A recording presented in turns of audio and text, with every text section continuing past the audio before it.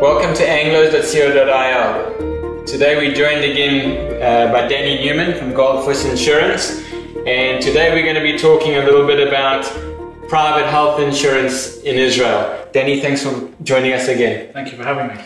Danny, for those of us who obviously may not have seen you before, can you tell us a little bit about yourself, your background working in insurance here in Israel? So originally from England, made Aliyah in 1999. Before that I worked in London for Sun Life of Canada. Now been with Goldfus Insurance here in Israel since 2006. Licensed in all aspects of personal insurance, from home, car, travel to life, pensions, health insurance. Currently the branch manager of the Bet Shemesh office, which I opened up in 2012. Okay, great.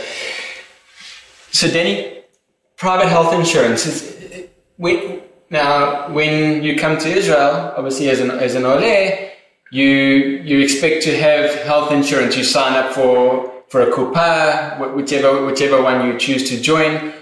Why would I need or want to take private health insurance over and above that? Very good question. Firstly, why would one need? Need, I wouldn't necessarily use that word, because not everyone necessarily needs any insurance. Right. I would suggest, why should one consider or look into private insurance? That, I believe, may be the more accurate way of looking at things. Firstly, we're fortunate to be in a country which has a socialised healthcare system. Yes. Often referred to as HMOs in English, in Hebrew known as Olim. There are 4 of them. In alphabetical order, there's in English alphabetical order, there's Klalit, Leumit, Maccabi, Mochedet.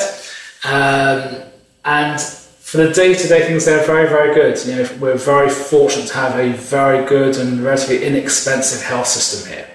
So when one hears the term private health insurance, it can have different meanings for different countries. You know, there are certain countries that people come around here from where they don't have socialised medicine. Yes. There are other countries where they do. Israel has a very good system in place, and a lot of it can also be semi-private as well. Yes. Certain private aspects covered through the top-up insurances, that each kuppah, each HMO offers. So basically, for those who don't know, even if you have medical insurance with the kuppah, even within that you have different levels of cover that you can opt for. Correct. So for example, Maccabi has the base tier, which everyone has to have, and everyone's accepted under regular terms and conditions. So even if an Olim comes off the plane and has a whole catalogue of medical pre-existing conditions, they will be accepted under regular terms and conditions to the base tiers of the Kuppah Olim. They have a top-up with Maccabi as Zahav and another extended level called Sheli. A lot of the information with all the Kuppah Olim is available in English on the site, so I wouldn't say dwell too much on those aspects of cover, but they are very good to the day-to-day things. Yes. So as a result, the private tier, I would more accurately call it supplementary private health.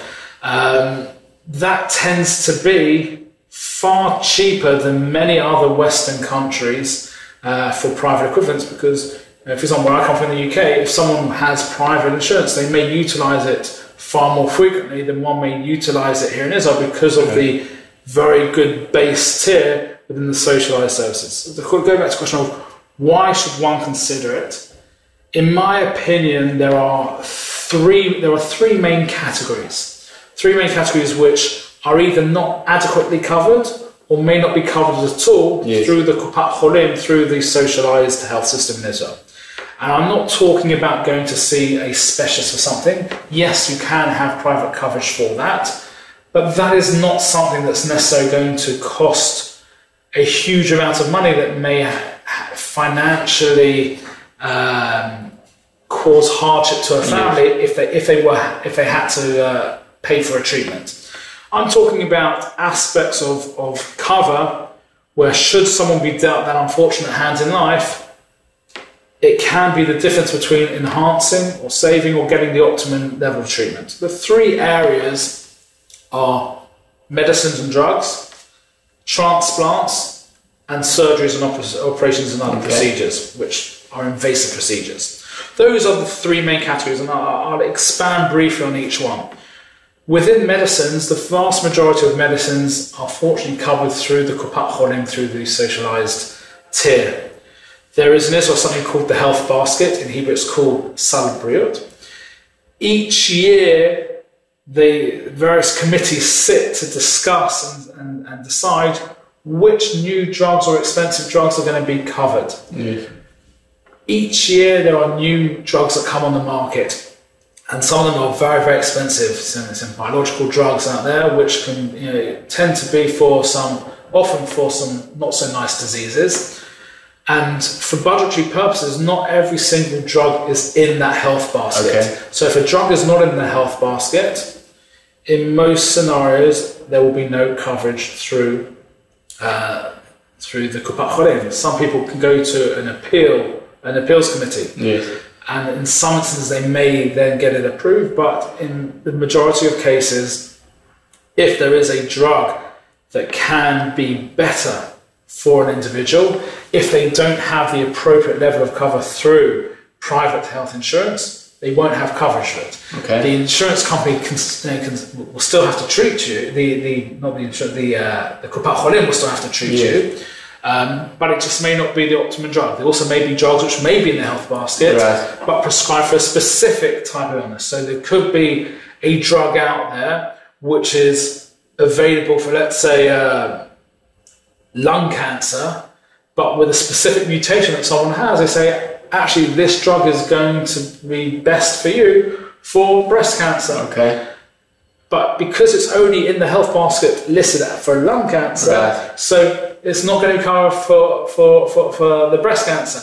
So private coverage would then cover, even if it's a drug that's in the health basket for a specific illness. If it's being prescribed for another illness that's not covered, the private insurance would kick in. Okay. Now, just to give you a couple of examples, if people say, well, what are we talking about? So, some claims over the last number of years. So, someone whose children didn't grow according to what was expected, so required some kind of hormone medication taken on a monthly basis for a number of years.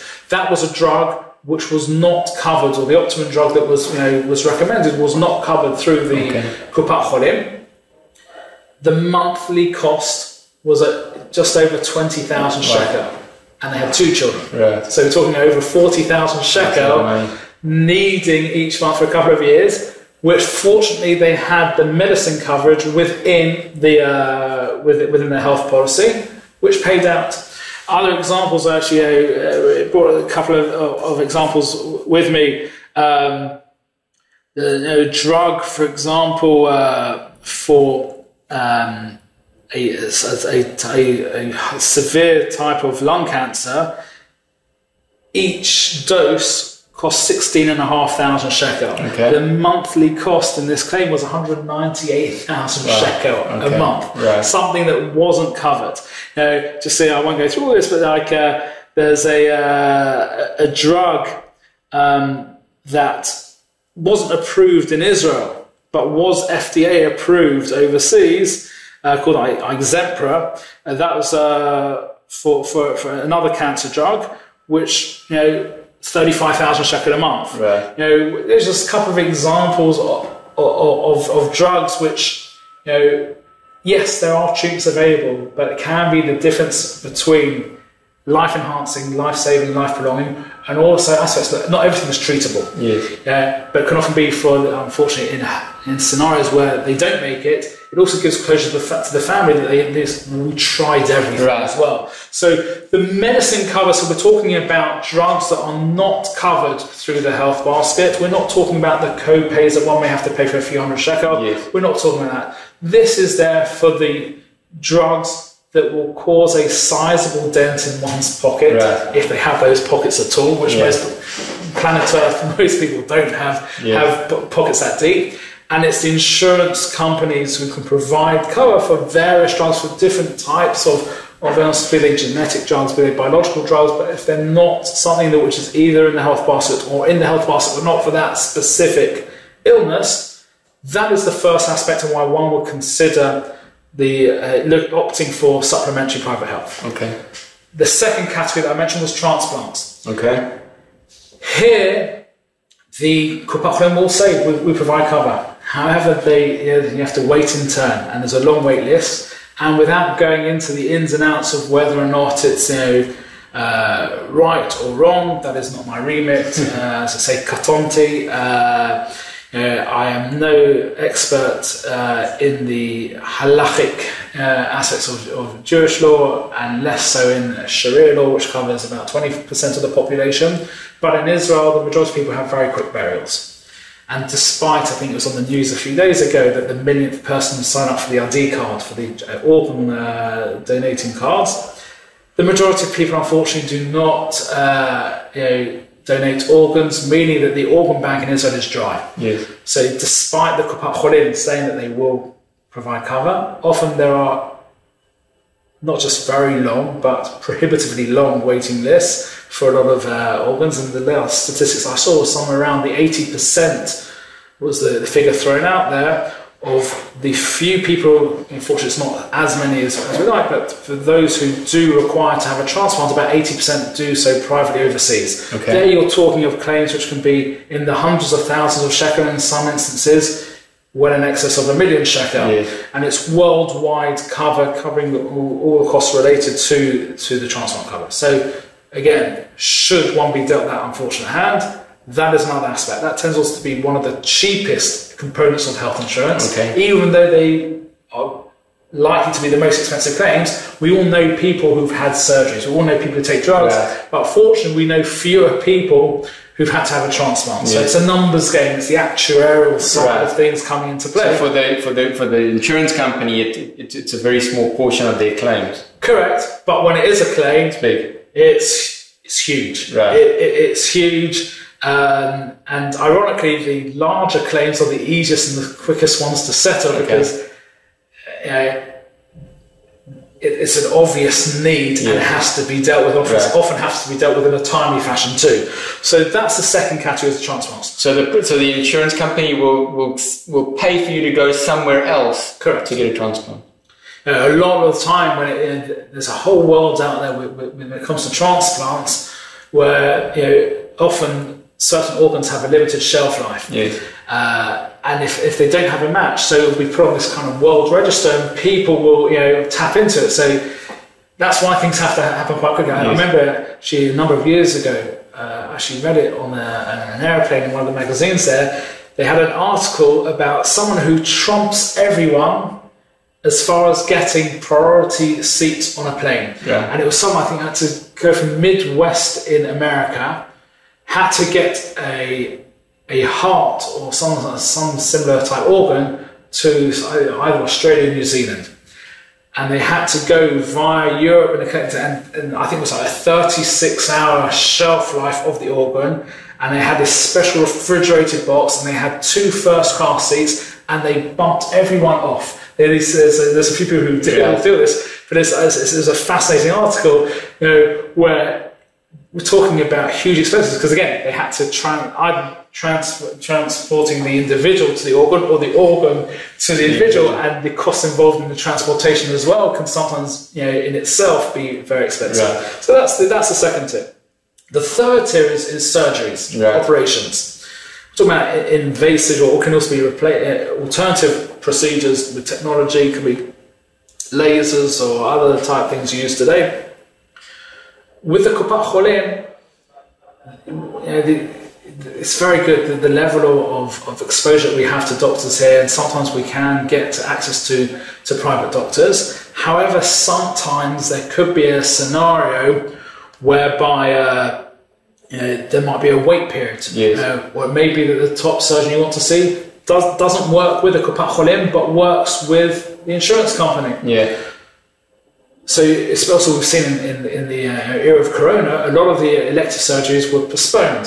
So the already long waiting lists in some instances are getting even longer. Yeah. So for someone who timing can be an an important factor, or someone would like the opportunity to elect to have choose from a greater list of surgeons. So there are different tiers of private coverage through the surgery coverage. You can either cover it completely, bypass the Kupat Olim completely, and it's completely covered. There's no deductible or copay or excess, fully covered. Assuming are there cases where, for example, something will be covered partially by the Kupa, where the Kupa will pay a certain amount and the private medical insurance will pay a certain amount? So that's the second tier. If you've got the first tier, the first option, where you can bypass it, even if it would partially be covered through the Kupa Olim, you'll bypass them and it's fully covered. You're not getting involved in the bureaucracy or time frames. Right. Some people say, well, actually, I'm not interested in that. I want to pay a little bit less. And you go via the Kupa. If there's a shortfall in the top-up cover that you may have through the Kupat Olim, and let's say it's a surgery that costs 50,000 shekel, but they're saying we will cover 60%, so only covering 30,000, you're short of 20,000 shekel. Yeah. So then the insurance company, if you have that tier of coverage, would then cover the differential, the 20,000 shekel. They would top it up, so it's a bit cheaper. Again, if the surgeon doesn't work with them and only works with the insurance company, so then it's fully covered by. Do you have specialist doctors who don't work with the Kupa, who only work on a private basis? So there are. Does that happen? There are in this country. There are, and each insurance company will have a list of their surgeons, and it gets updated the whole time. More and more are getting added the whole time as well. But each company will have, for the companies it's relevant for, they will have lists of which surgeons they work with. And there are a couple of companies who will say, well, we'll do a combination of both. You can go for that cheaper option, but you can then bypass it as well and go directly, but you pay a deductible, a copay, an excess of, let's say, 3,000 shekel. So those are what's out there. Those are the main reasons for it. There is an additional option where someone can, and it's actually is a lot cheaper as well, can have cover for surgeries overseas as well. Now, the majority of people here in Israel won't want to go overseas if their family base is here to have a surgery. However, for Olim, they look at the price and think, why is it so much cheaper? Because a lot of Olim may live in certain Anglo bubbles or environments, or they've got family overseas and they wouldn't think twice of, let's say, going to Queen Square in London or to Mount Sinai in the States to have surgery, by way of example. So if one has opted for the coverage overseas, even though the surgery may be available here, one can elect to have the surgery overseas. They will cover the surgery, they won't cover the auxiliary costs or the flight, unless it's a severe or serious operation when the hospitalization period is going to be for an extended period. So a lot of companies may be for a minimum of 10 days. So if someone's going to be in hospital for at least 10 days, and it's a major surgery, so then the insurance company will cover auxiliary costs, and if it might be also for someone to go with, or if it's a child, for one or two parents to go. I remember many years ago, it was about 5-6 years ago actually now, I was at a lecture with one of the insurance companies, and they brought in a mother to tell her story, and this for me is a reason to consider it. Her 10-year-old son had a disease where the arteries in the brain were narrowing, meaning that the child was very susceptible to having a stroke, which could ultimately kill him. In Israel, I can't remember the exact figures, but I've only seen a handful of cases here, and it takes a year and a half to each side. They put some kind of stent type thing to gradually widen the artery. But during that period of time, 1.5 years on one side, 1.5 years, the child's still prone to having an attack. She did research, I think it was maybe in LA or somewhere in California, where there was a surgeon who'd seen a few hundred cases, and instead of using that mechanism, he puts in an artificial bypass and can do one straight after the other, and I think the hospitalization was about 3 to 6 months. She was with one of the Kupat Olim, turned to him and said, will you cover it? Went to the appeals committee and said no, because there was a surgery available here in Israel. In the end, they went to the States, both parents and the child, up and went there for about 6 months. You're talking a claim of hundreds of thousands of dollars, which saved the child's life. Covered by a part of the policy was covering maybe less than 10 shekel a month. So that's another example of cover. So those are the main reasons why to consider supplementary private insurance in Israel. Got you. So basically, I mean, essentially, as good as the cover is, when it comes to certain treatments or surgeries, there can from time to time be gaps in that, and the medical insurance, the private insurance, will then help to fill those gaps, so to speak. Correct. Tell us a little bit about building a policy. How would I go about then building a policy? What are my options? So there was a change in the regulation and how health insurance policies work. It came into effect 1st of February 2016. Okay. Where previously, prior to that, you would purchase packages. Yes. They would come together, and this was, what you would purchase. As of February 2016, you can build it modularly. So every single person can tailor-make the policy to fit their needs and their desires. That's the first thing. The second thing with the policy is that of those things I mentioned, the medicines, transplants, and the surgeries in Israel, those are called the base parts of the policy. Okay.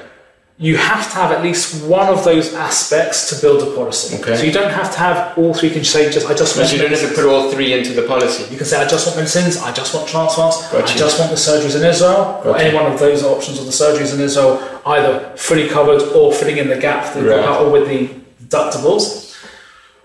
Or any two of the three, or all three. You can choose to build how you want. You can then add, once you've got at least one of those, you can then build and tailor-make. So you can add in the surgeries overseas. You don't have to have the surgeries in Israel coverage to have the surgeries overseas. Okay. So you could say, I want to have, I can't afford the expensive policy, because the most expensive component of the policy tends to be the surgeries in Israel. Okay. More so than overseas. The claims are more expensive for overseas, but because if you, again, like the transplant, so it's just an actuarial thing. But the cost of it sometimes can be like 10% or even less of the cost to have the cover, to cover the surgeries overseas. Yes. So people say, well, let's look at the catastrophe aspect, for want of a better word. But the items that should I need to, what is going to assist me financially to get the optimal level of coverage? The Kupachin is very good, so some people say, well, let's water it down. I'm interested in the medicines, because, again, not everyone has it, but if, I went on to Amazon and I did see they do sell crystal balls, but unfortunately they don't allow one to really truly see into the future.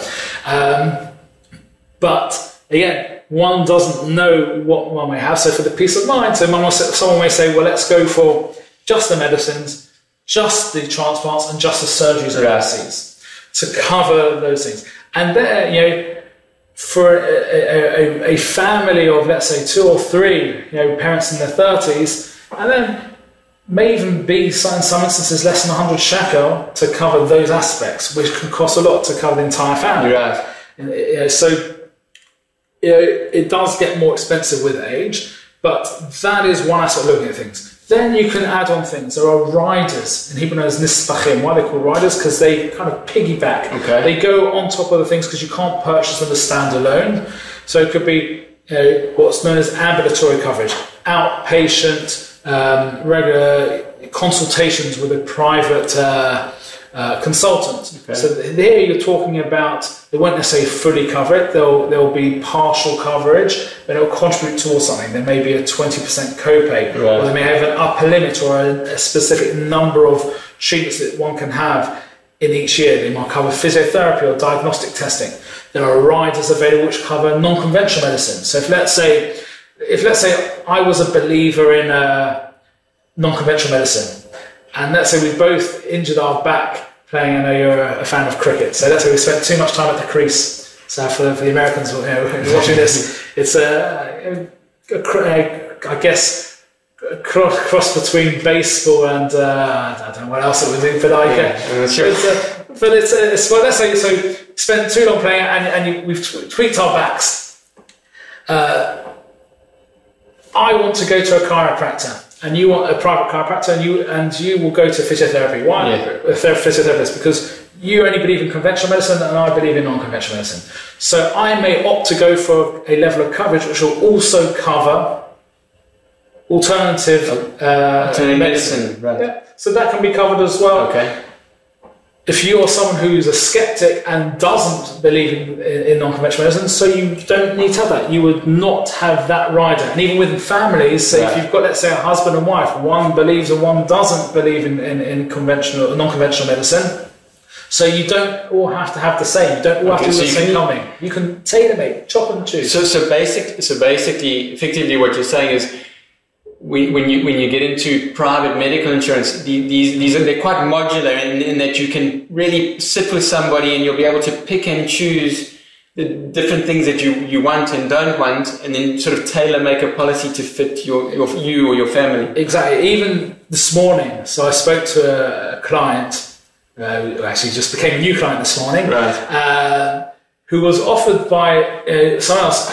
Oh, this is what you need. They were told you need this, and it was quite expensive. He said, this is really pricey. So I went through and I broke it down and I gave them prices for each modules from different companies.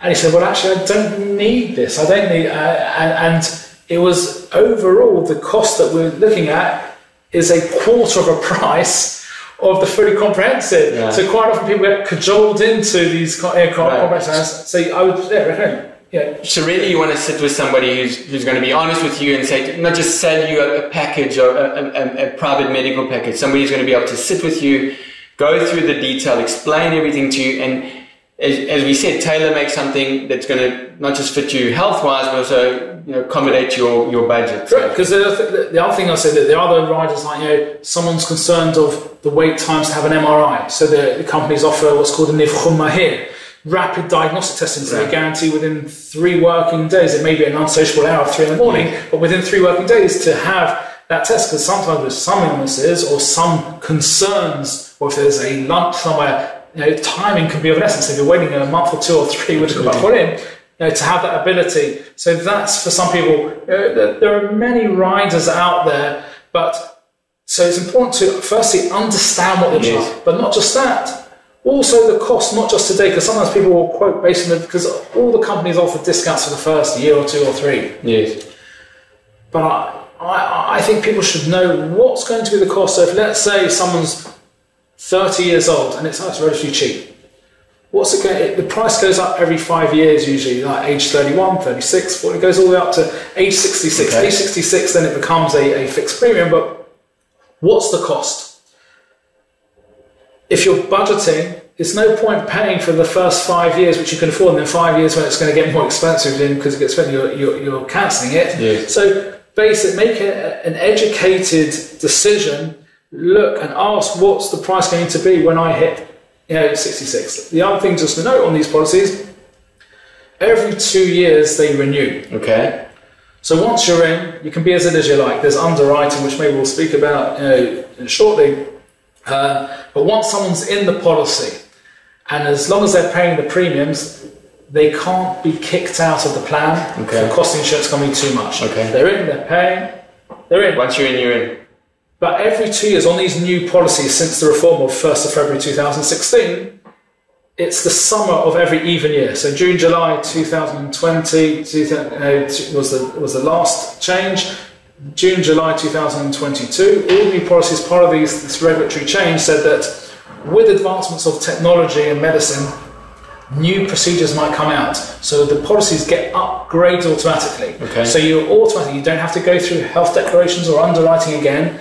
All new people with the new policies, they automatically upgrade. Okay. So that's one aspect just to be aware of. But they can, at that renewal, increase the premiums. It's not going to be based on you as an individual. If you're so much, they will look actuary-wise, country-wise, based on those figures. It will also have to get approval from the controller of insurance, and it's going to be a significant rise. They'd also have to get your own approval first as well. Yeah.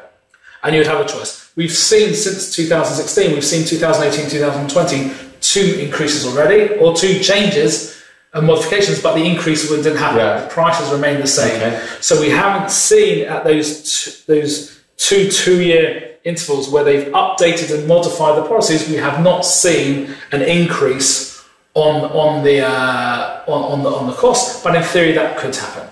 Gotcha. You touched on it briefly. Maybe tell us a little bit about underwriting, underwriting outcomes. So underwriting, firstly, what is underwriting?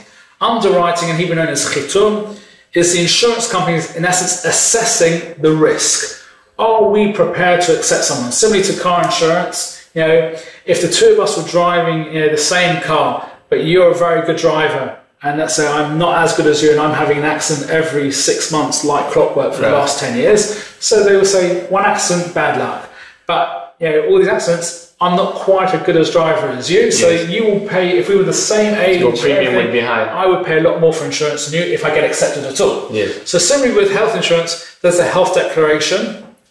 Yes, no questions. If someone's answered yes to anything, they may request other questions or other medical documentation. For people above a certain age, different companies may request also a doctor's letter with a summary of the state of health. And the insurance company then assesses. That's underwriting. Are we going to accept or not? And there are 4 possible outcomes. There's something which I would call the green form. Someone who is completely healthy, has never had a medical issue in their life. The insurance company will accept them under regular terms and conditions. No problem. Okay. The other extreme, the red form. If someone has, let's say, got 3 types of cancer, heart conditions, type 1 diabetes, the insurance company will say, thank you, but no thank you. We're not a gemach, we're not a chance. So they could choose not to cover you? They can decline. Okay. You have 2 in between. You have pre-existing conditions. So, for example, if, let's say, someone had torn ligaments in their left knee before going into the insurance, and they've had surgery and treatments on that knee, the insurance company could turn around and say, we're going to exclude the left knee from future conditions. Now, it will still be covered through the Olim. We're only talking the private coverage here. The right knee will be covered. Or if someone, let's say, on the back of the spine, so there are 33 vertebrae in the spine, there are 3, from the insurance perspective, there are 3 regions. You've got the 7 cervical ones in the neck. Yep. You've got the 12 thoracic, which are the vertebrae behind the ribs in the mid back, and then you've got the lumbar. You study medicine. That's part of insurance. You get to see things. And you've got the 5 lumbar, 5 sacral, and the 4 coccyx, which are fused together. Okay. But so if someone, let's say, got a very typical issue, let's say L4, L5, between the lumbar 4 and lumbar 5 vertebrae, so that's in the lumbar sacral region. Yes. So the insurance company will say, you've had treatment there, we're going to specifically exclude treatments in the lumbar. Okay, so they can be that specific. They will be very specific, and if so someone in the future, let's say, got whiplash and has injured the 7 vertebrae in the neck region, so that would still be covered on a private basis because they've been specific. We want them to be specific. People often say, can we get them to say what is covered? Yeah. Often you don't want that. Because if you write what is covered, it's more limited. It's excluding everything else. Rather than the other way. Gotcha. But it's saying we're excluding this. And they're usually fair, and sometimes we can appeal. So that's another. So the final 4th aspect of underwriting is they can say, well, the individual poses a greater risk. We want to charge them more. Okay. We're going to load the premium by, let's say, 50% or 75%. So if it's 100 shekel, so if it's been loaded by 50%, you'll pay 150 shekel. Gotcha. If it's loaded by 75 shekel, 175. What are 2 examples of where that happens? So in life insurance, a smoker will pay more than a non-smoker. Okay. In health insurance, one example, as I like to put it, is if someone is exceedingly under height for their weight, or BMI challenged, they will likely, if they're accepted, will be paying more than someone who is not obese or overweight. So as opposed to being excluded on the previous case for a specific condition, here they'll just look at certain risk, applicants and certain risk, and then just increase your premium. They can increase the premium. Sometimes there can be negotiations on the levels of increase, but those ultimately tend to be the underwriting reasons. For that reason, again, as we get older, people develop unless you're Elvis Presley, no one lives forever. But as we get older, the body does deteriorate, and illnesses can come. So that's also one of the reasons why, when one is young and healthy, because you can't be kicked out of the plan, it's better to get in early when you're young and healthy and have everything covered. So people say, maybe I'll wait.